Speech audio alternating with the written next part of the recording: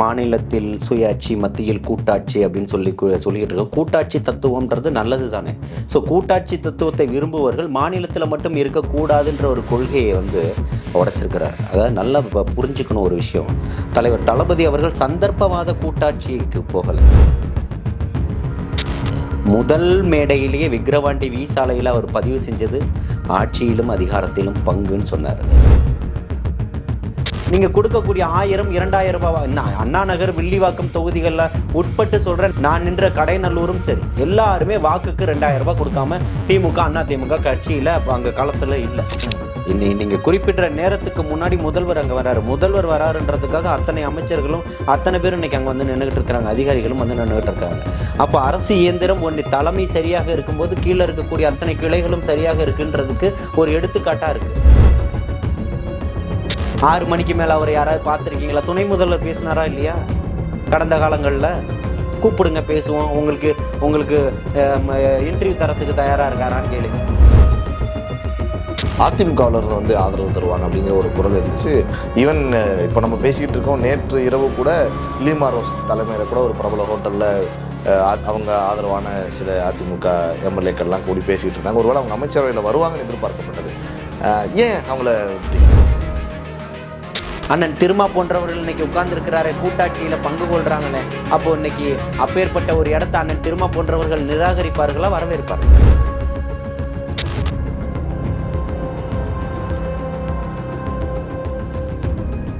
ஜாம்பவான் நேயர்களுக்கு பிரபாகரனின் அன்பு வணக்கம். இன்றைய அரசியல் அரங்கம் நிகழ்ச்சியில் நம்மோடு இணைந்திருக்கக்கூடிய சிறப்பு விருந்தினர் திரு ஜலீல் அவர்கள். வணக்கம்ண்ணா. வாழ்த்துக்கள். எப்படி இருக்கீங்கண்ணா? நலமா இருக்கேன். தேர்தலுக்கு பிறகு உங்களை சந்திக்கிறேன். உங்களுடைய இயக்கம் வெற்றி பெற்று ஆட்சி அமைத்திருக்கிறது. கொஞ்சம் சொற்பமான வாக்குகளை தவறி இருக்கிறீங்க. இருந்தாலும் உங்களுக்கு ஆயிரக்கணக்கான மக்கள் வாக்களிச்சிருக்காங்க. என்ன இன்னைக்கு எவ்வளோ வாக்களிச்சிருக்காங்கண்ணா உங்களுக்கு? இடத்துல இன்னைக்கு வந்து 50,000 பேர் வந்து 50,000 பேர் உங்களை நம்பி. இது இன்னைக்கு வந்து ஜனநாயகத்துக்கு கிடைத்த ஒரு மிகப்பெரிய ஒரு வெற்றி. அதாவது என்னை எதிர்த்து போட்டியிட்ட திமுக அண்ணா திமுக வந்து பல கோடிகளில் ஒரு 30-40 கோடிகளை வந்து அங்கே பொருளை விட்ட போதும் எதுக்குமே மயங்காத கூட்டம் தான் இந்த 50,000 பேரும் வாக்களித்ததுன்னு தான் பார்க்க வேண்டியதாக இருக்கு. பின்னணி தெரிஞ்சுக்கணும்னு நினைக்கிறேன். நீங்களே கூட நம்ம ஆஃப் த கேமரா பேசுகிறப்ப நிறைய விஷயங்கள் சொல்லிட்டு இருந்தீங்க. பொருளாதார அடிப்படையில் வேட்பாளர்கள் எவ்வளோ சிக்கலில் இருந்தாங்க நிற்கிறதுக்கு அப்படின்னு சொல்லி. தாவேக்காவினுடைய வேட்பாளர்களுடைய பொருளாதார பின்னணி என்னென்ன? எல்லாருமே இல்லை, ஏற்கனவே இப்போ தலைவர் தளபதி அவர்கள் சொன்னது தான். மன்னராட்சி முறையை ஒழிப்பதற்காக சாமானிய எளிய உங்கள் வீட்டு பிள்ளைகளை தான் களம் இறக்குறேன் அப்படின்னு சொல்லி தான் களம் காண வச்சார். அப்பேற்பட்ட களத்துக்கு சொந்தக்காரர்களாக தான் இன்றைக்கி அத்தனை பேருமே இன்றைக்கி நின்றுக்கிட்டு இருக்கிறாங்க. இங்கே 234 பேர் நின்றுருக்கிறாங்கன்னா எத்தனை பேர் வீட்டில் நகைகள் அடமானம் வைக்கப்பட்டிருக்கும், நகைகள் கூட இல்லாமல் கடன் வாங்கப்பட்டிருக்கும், எப்படி பிட் நோட்டீஸ் அடிச்சிருப்பாங்க கொடுத்துருப்பாங்கன்றது களத்தில் வேலை செஞ்சவங்களுக்கும் கூட இருந்தவர்களுக்குமே தெரியும். புரியுதுங்களா? பெரிய பெரிய பின்புலனோ இல்லை எல்லாரும் வந்து இவர் நிற்கிறாரு நாளைக்கு வெற்றி பெற்றுவாருன்ற ஒரு எண்ணத்திலேயோ வந்து யாரும் செலவெல்லாம் செஞ்சுருக்க மாட்டாங்க. இருக்கக்கூடிய தன்னலம் பாராமல் வந்து உழைத்தவர்களுக்கு முதல்ல நன்றி சொல்கிறதுக்கு கடமைப்பட்டிருக்கோம். ஏன்னா இரவு 2 மணி ஆனால் கூட நாளைக்கு என்ன ஷெட்யூலோ அதை முடிச்சுட்டு தான் எல்லா தம்பிங்களும் தங்கைகளும் போவாங்க. அப்பேற்பட்ட உண்மையான உழைப்புக்கு கிடைத்த மிகப்பெரிய ஒரு வெற்றி. அது இன்றைக்கி மைனாரிட்டியில் வந்திருக்கு, 108 சீட்டு தான் வந்திருக்கு அப்படின்னு சொன்னாலும் தமிழகத்தினுடைய அரசியல் களத்தினுடைய வரலாற்றை இன்றைக்கி மாற்றக்கூடிய ஒரு நிகழ்வாக இன்றைக்கி நடந்திருக்கு. அது எத்தனை சாராயத்தையும் சாப்பாட்டையும் மிகப்பெரிய ஒரு பொருளாதாரத்தையும் கொடுத்து மிகப்பெரிய ஒரு பிரம்மாண்டத்தை காட்டினாலும் அதுக்கு எத்தனை அமைச்சர்கள் அடக்குமுறைகள் எல்லாம் அதிகாரத்தை எல்லாம் பயன்படுத்தினாலும் எளிய சாமானிய மக்களுடைய வாக்குகள் உங்களை மாற்றிடும்ன்றத, இதுதான் ஜனநாயகன்றதை மக்கள் இன்னைக்கு நிரூபித்து காட்டியிருக்கிறாங்க. அரசியல் வரலாற்றில் ஒரு புதிய விஷயம் நடந்திருக்கிறது, மறுக்கிறதுக்கு இல்லை. அதே மாதிரி 59 ஆண்டு காலம் கழித்து தமிழக அரசியல் களத்தில் காங்கிரஸ் அமைச்சரவையில் இடம்பெறுது அப்படிங்கிற வரலாற்று செய்தியை பார்க்க முடிகிறது. இல்லை, இங்கே வந்து கூட்டாட்சி தத்துவத்தை பற்றி பேசக்கூடியவர்களுக்கு ஒரு ஒரு ஒரு தெளிவு இருக்கும்னு நான் நினைக்கிறேன். இத்தனை ஆண்டுகள் வந்து மாநிலத்தில் சுயாட்சி மத்தியில் கூட்டாட்சி அப்படின்னு சொல்லிக்கிட்டு இருக்கோம். கூட்டாட்சி தத்துவம்ன்றது நல்லது தானே. ஸோ கூட்டாட்சி தத்துவத்தை விரும்புவர்கள் மாநிலத்தில் மட்டும் இருக்கக்கூடாதுன்ற ஒரு கொள்கையை வந்து உடைச்சிருக்கிறார். அதாவது நல்லா புரிஞ்சுக்கணும் ஒரு விஷயம். தலைவர் தளபதி அவர்கள் சந்தர்ப்பவாத கூட்டாட்சிக்கு போகலை. முதல் மேடையிலேயே விக்கிரவாண்டி சாலையில் அவர் பதிவு செஞ்சது ஆட்சியிலும் அதிகாரத்திலும் பங்குன்னு சொன்னார். இதையெல்லாம் கேட்பதற்கு நல்லா இருக்குன்னு சொன்னாங்க.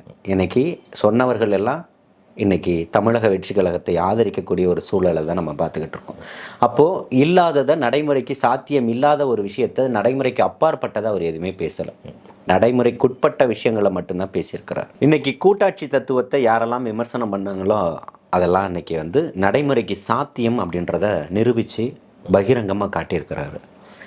எளிய சாமானிய மக்களுக்கு தான் இந்த அதிகாரம் போய் சேரணுன்றத பதிவு செஞ்சுருக்கிறாரு.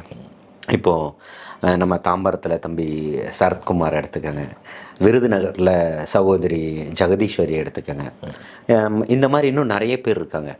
ரொம்ப சாதாரணமான எளிமையானவர்கள். அவங்க கூட பழகி இருக்கிறவங்க, அவங்க ஊர்க்காரங்களுக்கு தெரியும் அவங்க எப்பேற்பட்டவங்கன்னு சொல்லிட்டு. அப்போ பெரிய ஒரு பின்னணியெல்லாம் ஒன்றும் கிடையாது. அப்போ இந்த மாதிரி இருக்கக்கூடிய இடத்துல எத்தனை அதிகாரம் படைத்தவர்களுக்கு மத்தியில் நம்மளால் இது சாத்தியமாகும்ன்றதை நம்ம உங்களுடைய ஒரு நேர்காணல்லையே பல முறை சொல்லியிருக்கேன்.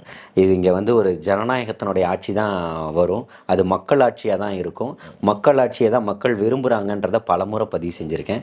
அது இன்றைக்கி உண்மையாக இருக்குது. எத்தனையோ அரசியல் விமர்சகர்கள், அரசியல் பார்வையாளர்கள், நெறியாளர்கள் என்னென்னமோ பேசுனாங்க.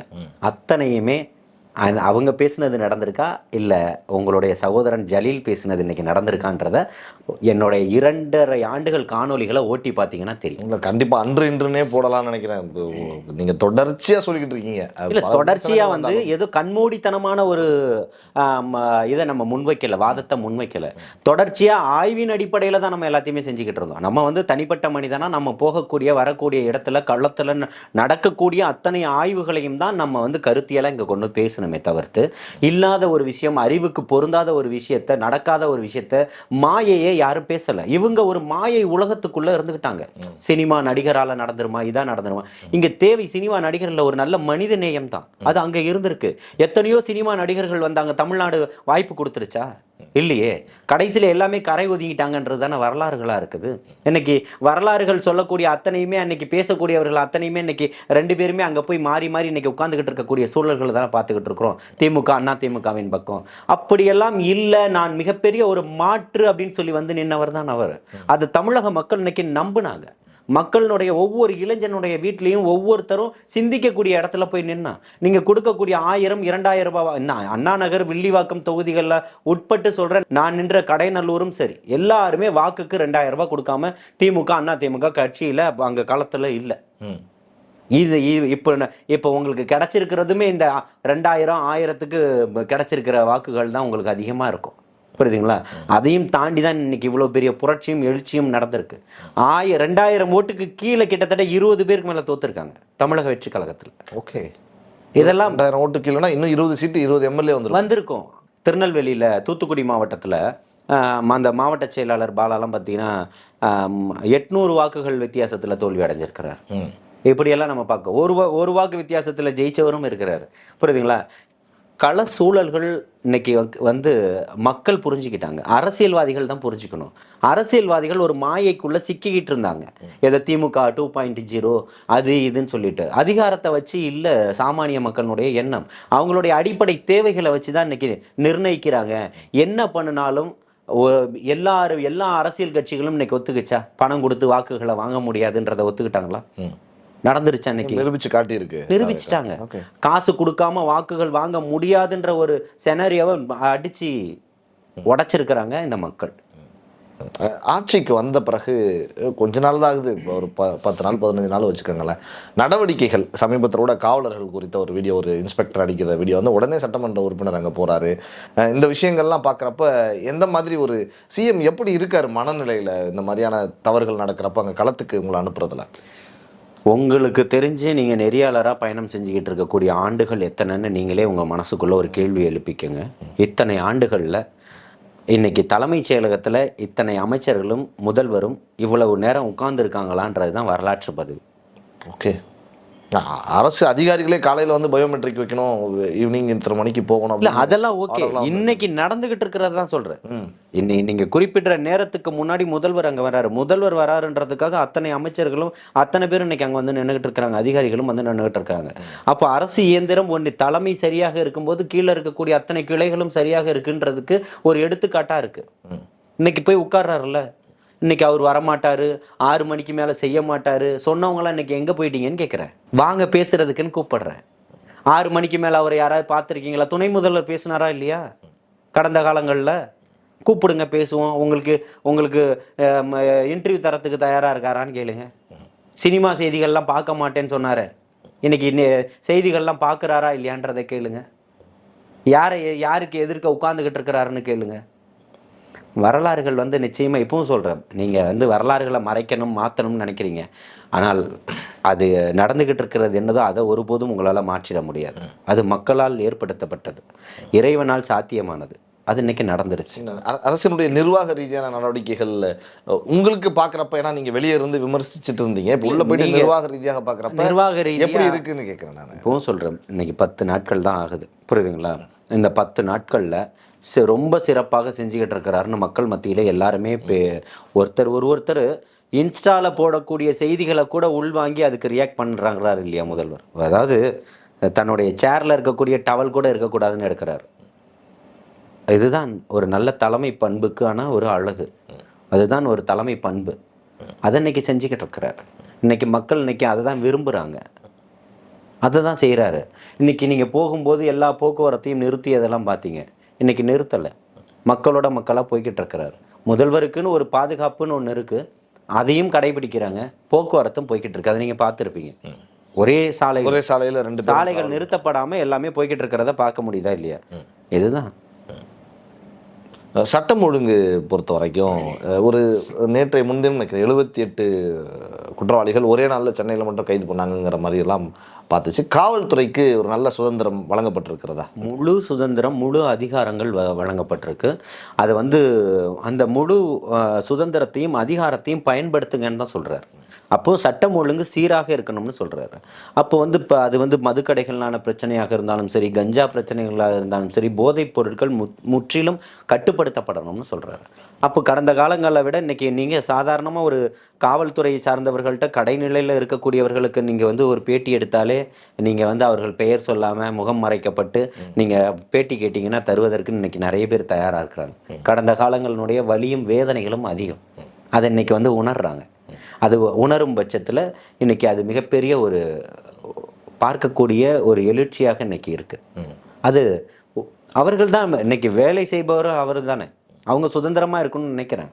இன்றைக்கி யாரெல்லாம் அப்ரூவல் கேட்குறீங்களோ அவங்களுக்குலாம் எந்த இதுவுமே வேணான்னு இன்றைக்கி இந்த கட்டுமான இந்த பில்டர் அசோசியேஷன் இருக்கும் இல்லையா, அந்த அசோசியேஷனில் உள்ளவங்க பேட்டி கொடுக்குறாங்க. நாங்கள் இவ்வளோ நாளாக பார்ட்டி ஃபண்டுன்னு ஒன்று கொடுக்க வேண்டியது இருந்தது, இப்போ அதெல்லாம் தேவையில்லைன்னு சொல்லிட்டாங்க. இந்த முதல்வருக்கு நாங்கள் நன்றி தெரிவிச்சுக்கிறோம், கட்சிக்கு நன்றி தெரிவிக்கிறோம்னு சொல்கிறாங்க. ஓகே, இந்த மாதிரி அடக்குமுறைகளை இந்த அடக்குமுறை அடிமை சங்கிலிகளை உடைத்தெறிகிறதுக்கு தான் அவர் வந்திருக்கிறாருன்னு சொன்னேன். அதனால தான் பெரியாரினுடைய தடியை எடுத்திருக்கிறாருன்னு சொன்னேன். அப்போ கேட்கும்போது எதிர்க்க நிற்கக்கூடிய தோழர்களுக்கு கொஞ்சம் வலி இருந்தது. ஆனால் அதுக்கு நிவாரணம் இப்போ கிடச்சிருக்கு. அமைச்சரவையில் நிறைய பேரை பார்க்குறப்ப மகிழ்ச்சியாக இருந்தது. கூட்டணிகள் கட்சி குறித்து பேசணும்னு நினைக்கிறேன். திடீர்னு அதிமுகவிலிருந்து வந்து ஆதரவு தருவாங்க அப்படிங்கிற ஒரு குரல் இருந்துச்சு. ஈவன் இப்போ நம்ம பேசிக்கிட்டு இருக்கோம், நேற்று இரவு கூட லீமா ரோஸ் தலைமையில் கூட ஒரு பிரபல ஹோட்டலில் அவங்க ஆதரவான சில அதிமுக எம்எல்ஏக்கள்லாம் கூடி பேசிகிட்டு இருந்தாங்க. ஒருவேளை அவங்க அமைச்சரவையில் வருவாங்கன்னு எதிர்பார்க்கப்பட்டது. ஏன் அவங்கள விட்டுட்டீங்க? என்ன இல்லை, அதாவது கற்பனைகளுக்கெல்லாம் பதில் ஒருபோது என்கிட்ட இருக்காது, உங்களுக்கு தெரியும். நீங்கள் வந்து ஏன் இவங்க அதிமுகவை குறைத்து மதிப்பிடுறீங்க எல்லாம் பல முறை என்கிட்ட கேள்வி எழுப்பியிருக்கீங்க. அப்போ அதிமுக ஒரு கட்சி இல்லையான்லாம் கேட்டிருக்கீங்க. நான் அப்போவுமே சொல்லியிருக்கிறேன், அது வந்து ஒரு தலைமையின் கீழ் இல்லை, அதுக்குள்ளே பல பேர் இருக்கிறாங்க.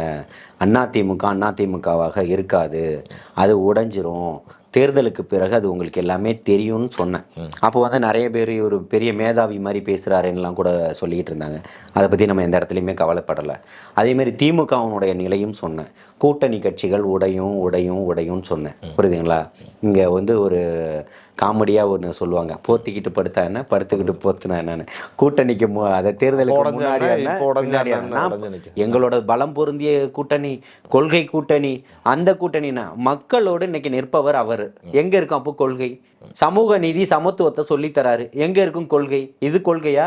நான் மட்டுமே ஆட்சி செய்யணும்னு நினைக்கக்கூடியவர்கள் கொள்கையா?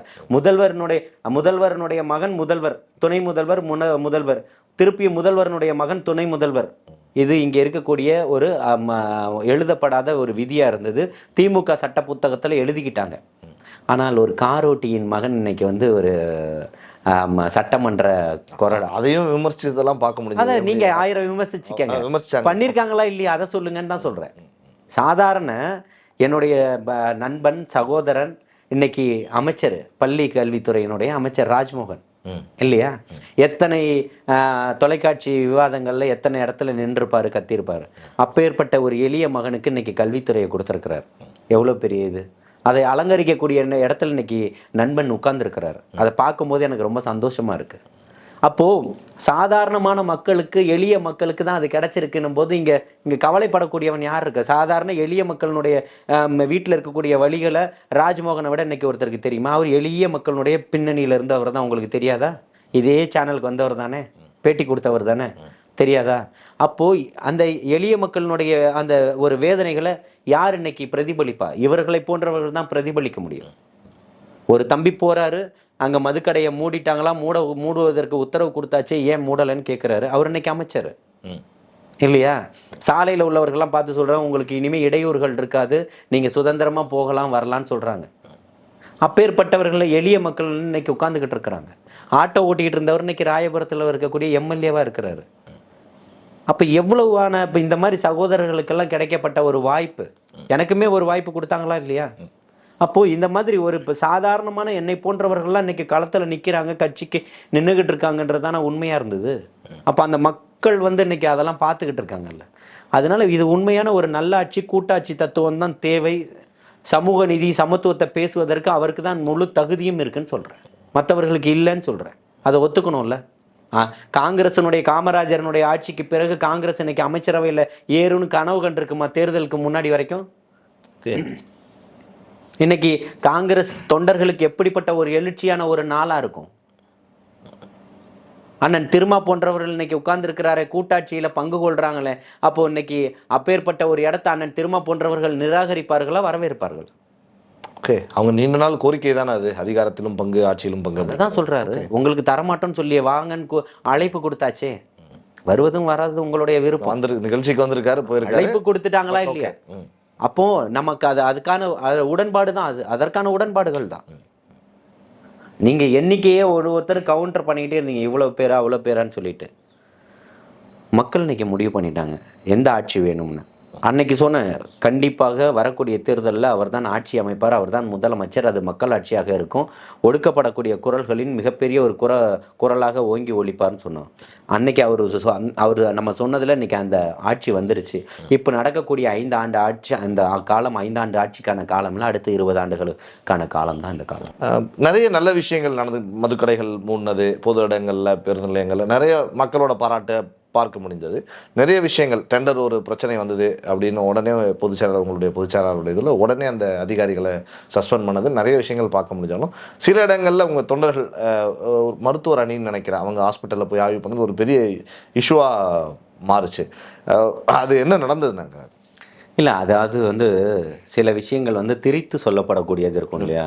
அந்த சகோதரியினுடைய பேர் வாசுதேவின்னு சொல்லிட்டு, அவங்க நான் போட்டியிட்ட கடையநல்லூர் சட்டமன்ற தொகுதிக்கு உட்பட்டவர்கள் தான் அந்த சகோதரி. அவங்க எப்படிப்பட்டவங்கன்றது தெரியும். அவங்க வந்து ஒரு நர்சிங் முடிச்சிருக்கிறாங்க, புரியுதுங்களா? அந்த மருத்துவத்துறையிலே இன்னும் ஒரு 2-3 டிகிரிகள் வந்து கம்ப்ளீட் பண்ணியிருக்கிறாங்க. அயல்நாடுகளில் உழைச்சிருக்காங்க. இப்போ வந்து இங்கே வந்து சொந்த ஊரான அங்கே தென்காசி மாவட்டம் கடையநல்லூர்லேயே இருக்காங்க, எல்லாமே பண்ணிகிட்ருக்காங்க.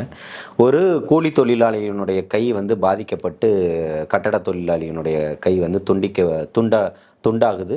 அதை வந்து அந்த ஐஸ் பேக் பண்ணி அறுவை சிகிச்சைக்காக அனுப்புவாங்க இல்லையா, அதில் நடந்ததில் ஏதோ ஒரு சம்பவம் நடந்ததை கேள்விப்பட்டு கட்சியில் இருக்கக்கூடிய மருத்துவ அணி டீமாக இவங்க போகிறாங்க.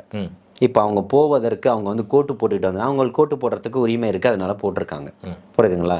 அவங்க டாக்டர்னு இந்த இடத்துலையும் போய் சொல்லலை, மருத்துவத்துறை அதிகாரின்னு சொல்லலை, மருத்துவத்துறை அமைச்சர்னு சொல்லலை, சட்டமன்ற உறுப்பினர்னு சொல்லலை, தான் யாருன்றதை முன்னாடி சொல்லிடுறாங்க. சொல்லிட்டு இந்த மாதிரி நடந்திருக்கு, அந்த கையை வந்து பொருத்த முடியுமா முடியாதான்ற விஷயத்த டாக்டர்கிட்ட கேட்டு தெரிஞ்சுக்கிறாங்க. ஏன்னா அந்த சட்டமன்ற தொகுதிக்கு உட்பட்டு நடந்த அந்த மாவட்டத்தில் நடந்திருக்கு. இந்த மாதிரி ஒரு விஷயம் நடந்ததுனால அங்கே இருக்கக்கூடிய பக்கத்தில் மாவட்ட செயலாளரான வாசுதேவநல்லூரில் இருக்கக்கூடிய மாரியப்பன்ற மாவட்ட செயலாளர் கூப்பிடுறாரு. அப்போ கூப்பிட்டு அந்த மாவட்ட செயலாளர்கள் எல்லாமே போகிறாங்க. அவங்களுக்கு அதை பற்றி தெரியும், கேட்பதற்காகன்றதுனால அந்த மருத்துவத்துறை சார்ந்து இருக்காங்கன்றதுக்காக கூப்பிட்டு போகிறாங்க. அந்த சகோதரி கேட்குறாங்க, அவங்க கேட்பதற்கான விளக்கங்கள் வந்து கொடுக்கப்படுது. கொடுக்கப்பட்ட உடனே அவங்க அங்கேருந்து போயிடுறாங்க. நல்லா புரிஞ்சுக்கணும், அங்கே என்ன நடந்தது, பாதிக்கப்பட்டவனுக்கு என்னன்றதுக்காக போனது தான். அதை வந்து இந்த காழ்ப்புணர்ச்சி ஊடகங்கள், நெறியாளர்கள், அப்போ பேசக்கூடியவர்கள் எல்லாமே உடனே இவங்க ஆய்வுக்கும் அவங்களுக்கு என்ன சம்பந்தம் இருக்குது? ஆய்வுக்கு போய் யாராவது மிரட்டினாங்களா? ஆய்வுக்கு போய் அங்கே இருக்கக்கூடிய மருத்துவர்கள்ட்ட தவறாக அவங்க செய்தியாளர்கள் சந்திச்சு பேட்டி கொடுத்தாங்கல்ல, அதில் வந்து நாங்கள் போய் ஆய்வு பண்ணோம் அப்படிங்கிற மாதிரி தானே அவங்க பேசுகிறாங்க. இல்லை, அவங்க அதை சந்தித்து இந்த நடந்த சம்பவத்தை போய் அவங்க பார்த்தாங்களே தவிர்த்து மருத்துவமனையை போய் அவங்க ஆய்வு பண்ண போகலை. மருத்துவர்களுக்கு நடக்கக்கூடிய எப்படி வந்து மருத்துவம் பார்க்கப்படுதுன்றதை போய் அவங்க ஆய்வு செய்யலை. மருத்துவர்கள் பதிவேட போய் அவங்க ஆய்வு செய்யலை. அங்கே இருக்கக்கூடிய மருந்தினுடைய தரத்தை போய் ஆய்வு செய்யலை. போதுமான மருந்துகள் இருக்கான்னு அவங்க ஆய்வு செய்யலை. போதுமான மருத்துவர்கள் இருக்காரான்னு அவங்க ஆய்வு செய்யலை. நடந்த சம்பவத்துக்கான ஆய்வுகளுக்கு தான் போகிறாங்க. நல்லா புரிஞ்சுக்கணும், ஆய்வுன்ற வார்த்தையை வந்து ஒட்டுமொத்த மருத்துவமனைக்கான ஆய்வாக அவங்க போகலை, ஒட்டுமொத்த மாவட்டம். அப்போ அவங்க எல்லா இடத்துக்குமே போயிருக்கணுமே. அப்படி தவறுதலாக திரித்து சொல்லப்படக்கூடிய ஒரு விஷயம் தானே தவிர்த்து இன்னைக்கு பேசுவதற்கு எதிர்கட்சிகளுக்கு ஏதாவது ஒன்று வேணும் இல்லையா? அப்படி 10 நல்லது நடக்குதுன்றப்போ இந்த மாதிரி ஒரு சில விஷயங்கள் வந்து பேசப்படணும். ஒரு சம்பவம் நடக்குது, சம்பவம் நடந்த உடனே 10 நிமிஷத்தில் அந்த சட்டமன்ற உறுப்பினர் சகோதரர் விஜய் தாமு வந்து ராயபுரத்தில் போய் நிற்கிறாரு, அந்த பிரச்சனையை கேட்குறாரு. அந்த பிரச்சனையில் காவல்துறை ஆய்வாளர் எப்படி நடந்துக்கிறாருன்றதை எல்லா வீடியோவும் நீங்கள் பார்க்கலையா? அப்போ ஒரு பாதிக்கப்பட்ட பெண் தொடர்ச்சியாக போராடுறா, பாதிக்கப்பட்ட பெண்ணுக்கு அங்கே நீதி மறுக்கப்படுது. அதுதான் முன்னாடிய விடியல் ஆட்சியில் நடந்ததா? அப்போ அது அந்த பொண்ணுக்கு கேள்வி கேட்டு ஒட்டுமொத்த பேரும் திரள்றாங்க. எல்லாரையும் தலையை எடுத்துருவேன், கொன்றுவேன்னா அப்போ சாமானிய மக்களுக்கு என்ன பாதுகாப்பு இருக்கு? சட்டமன்ற உறுப்பினரே நேராக போறாரு. சட்டமன்ற உறுப்பினரே நேராக போய் உங்களால் என்ன பண்ண முடியும்னு கேட்குறாருன்னா அப்போ அவருடைய அதிகாரம் என்ன? மக்கள் பணி செய்வதாக தெரியலையே. அப்போ யார் ஒருத்தனா அவனுக்கான கைப்பாவையால் அந்த ஆய்வாளர் நடந்துக்கிறாரு. அது ரொம்ப தவறான செயல் இல்லையா? இப்போ கண்டிப்பாக வரக்கூடியவர்களை அமர வச்சு தான் பேசணும், அவர்களுக்கான முக்கியத்துவம் கொடுக்கணும், எந்த கம்ப்ளைண்ட் வந்தாலும் எடுத்துக்கணும், கம்ப்ளைண்ட்டை வந்து வீடியோ பதிவாக செய்யணும்னு அண்ணன் அமைச்சர் ஆதவர்ஜன் அவர்கள் செய்தியாளர்கள் சந்திப்பில் குறிப்பிடுறாரு. அப்போ நீங்கள் என்ன பண்ணியிருக்கீங்க? அது கேள்வி எழும்புது இல்லை? அப்போ என்ன நீங்கள் உத்தரவை நீங்கள் கடைபிடிக்கிறீங்க? யாருக்கானவர்களாக இருக்கீங்க? அப்படி ஒரு நல்லது நடக்கும்போது அந்த மாதிரி திரித்து சொல்லப்படுவதும் துண்டாடப்படுவதும் தொடர்ச்சியான இவர்கள் வேலையாக இருக்குது. இன்றைக்கி மக்கள் ஆட்சியை முழுமையாக கொடுக்கணும்னு ஒருத்தர் வந்திருக்கிறாரு. அது மக்களுக்கான ஆட்சி தான்றதை இன்றைக்கி நிரூபிச்சுக்கிட்டு இருக்கிறாரு. இவர் அங்கே வருவாரா, இங்கே வருவாரா, பனையூருக்கு தான் எல்லோரும் போகணும்னு காலம் போய் யாரையெல்லாம் பார்க்க முடியாத எல்லாரும் போய் பார்க்குறாங்க. மாற்றுத்திறனாளிகள் போகிறாங்க, திருநங்கை சகோதரிகள் போகிறாங்க, அவங்களுடைய கோரிக்கைகளை முன்வைக்கிறாங்க. இன்னும் யாரோ போகிறாங்க. இப்போ பாதிக்கப்பட்ட நிறைய பிரச்சனைகளுக்குரியவர்கள் போகிறாங்க. அரசு அதிகாரிகள் 8 நாட்களாக நாங்கள் வந்து அரசு ஊழியர்கள் 8 நாட்களாக சாலையில் இருந்து போராடணும், யாருமே வந்து பார்க்கல. ஆனால் முதல்வர் கூட உட்கார்ந்து பேசிக்கிட்டு இருக்கோன்ற வீடியோவை போடுறாங்க. அந்த மாதிரி ஒரு சுதந்திரம், முழு சுதந்திரம் அங்கே இருக்குது. அப்போ அது சாமானியர்களுக்கான மக்களுக்கான ஒரு ஆட்சியாக தானே பார்க்கப்படும். அதுதான் இன்னைக்கு கொடுத்துக்கிட்டு இருக்கிறாருன்னு சொல்கிறேன். பார்ப்போம்ல. நன்றி, வாழ்த்துக்கள்.